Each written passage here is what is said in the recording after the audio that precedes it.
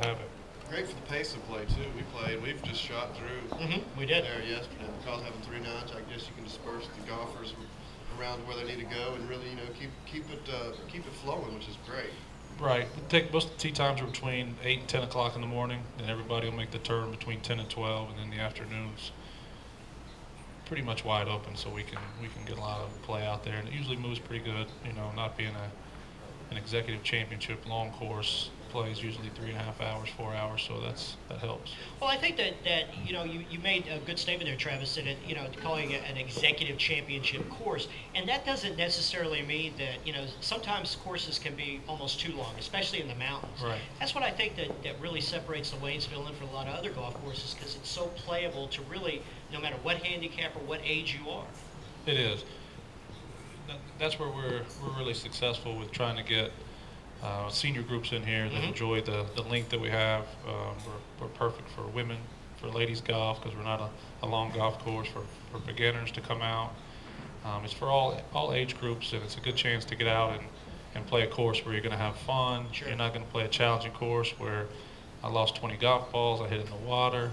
So it's an easy course to get the game of golf and enjoy it and have fun, and it's a win for us. I know it's always a good time for me when I don't lose golf balls. That's right. And Yeah, yesterday really. I kept the same ball the whole time. Did you notice that, Chris? Oh, I didn't notice that. That's pretty good for me. That's excellent. Yeah, Adair doesn't play much at all, but when she comes out, it's like she plays every day.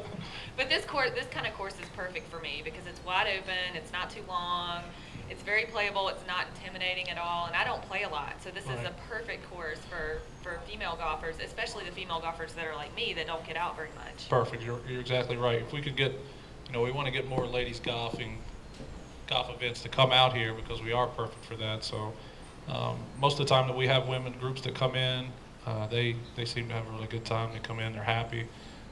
They didn't feel like they got beat up out there, and helps the pocketbook. Didn't lose a lot of golf balls. We're talking with Travis Smith. He's the director of golf at the Waynesville Inn. And Travis, this is kind of a side little note. Why, in your opinion, being a member of the PGA and golf course design, why today does it seem like all these golf courses have to be made to PGA lengths, over 7,000 yards? Because the average player just goes out there and they really don't have a good time. And I think that's what separates Waynesville. Oh, exactly. That's the championship courses is going to take care of about 5% of your golfers. 95% of your golfers want to have fun, enjoy it, come in, have a drink afterwards, and so we may make our golf course a little bit longer, but the way we are now is perfect for that. And I think some of the courses that get built that way, maybe it's an ego thing. They want to be competitive to another course that's in the same area, and we want to be longer than they are, and we want to have more water. But for the average golfer, it's not what they want. Yeah, and we're here to keep the game of golf going. Right. And I think I think if you make these courses this day and time, to Bethpage Black, let's use it for an example, the timely course, people are not going to want to play because, like I say, they go out and they lose all their golf balls, they get beat up, they're not having a good time, and most of us just like to go for the experience, being able to play a nice game of golf, and not have to worry about that. Right, and that's perfect for here. That's what we are. So exactly. If you want to come play here, then that's what you're gonna get. 3 nines, 27 holes, some tough greens, but friendly enough to where you're gonna have some challenge. And They're that's all true, that's for sure. Yeah, and that's a great segue to the greens because I wanted to talk to the greens. Let's let our listeners know. We don't have to get real scientific, but is it more? Let's tell what the makeup is on the greens, if you would, because they putted just terrific. Yeah, to putt better on them here. When I give my last golf lessons, it's mainly spot putt. You come out here and you try to drive them 6-footers. You try to ram them in the back. It's a lot more difficult to make them. But on the break wise, it's better to spot putt, which I was talking earlier. That's the way to putt them out here. Now, just so our listeners, I'm sorry, David, just one more question. Just so our listeners know, define spot putting. Okay, good. That's what I was going to ask. Yeah. Okay. Great. More if you've got a 12-foot putt, you're looking at something. If it's 6-inch break, you're looking at something off to the right, and you're trying to hit that spot, and then let the ball die to the hole there instead of just. So you're not just going for the hole. You're looking at a spot on the green and putting towards that spot. Right, because out here we have so many humps and undulations with the greens that you've got to spot putt because it'll be sneaky quick when it goes past the hole. It's a lot quicker than they look. They don't look like they're going to be that fast, but exactly. There's a lot of 3-putts out here. Yeah, I kept driving it past the hole about 6 feet. Is what I was doing yesterday. Yeah. Because I was doing it, I was trying the old ram it in technique, kind of ram it through the break, and it doesn't work out here. You've really got to use a lot of touch, which is great. Yeah, it seems when we give our lessons or our clinics, we have an elder hostel group that comes in, and when we do our putting, and we teach them that, by the end of the week, they're a lot better with the spot putting than trying to just ram it in there. And we heard a trick about the putting too from your starter, James. JT, as I like to call him. James Taylor is his name. James Taylor.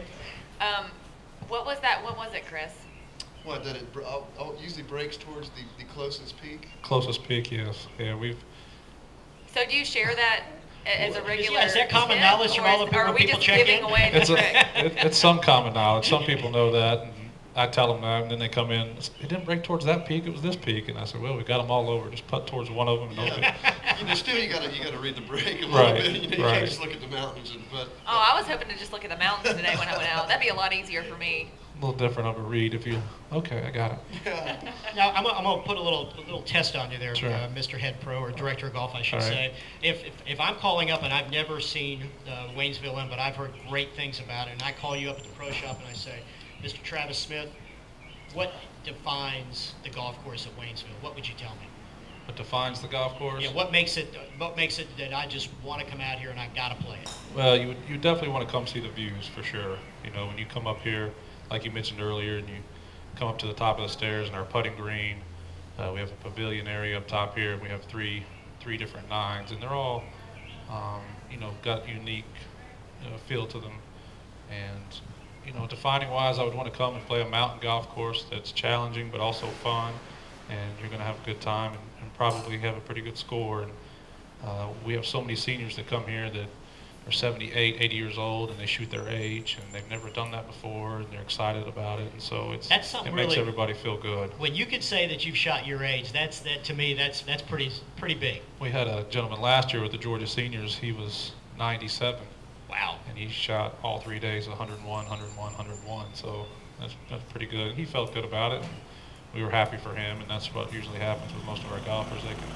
It's one of their better scores for the year. Yeah, it's a good place to bring a little action too.